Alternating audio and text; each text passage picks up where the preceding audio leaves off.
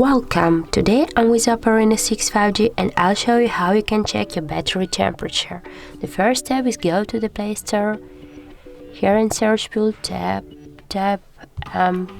Ampere, and we have to get this application. Tap to install and wait a few seconds.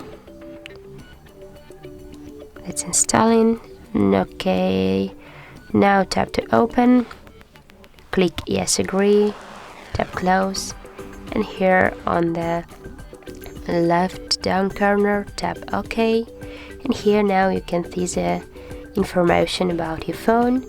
Now if you will swipe with your finger on the left, you just will see your battery health, your temperature, the Android version, the model of your phone, and a few more information. So that's it. If you find this video helpful, leave like, comment and subscribe our channel.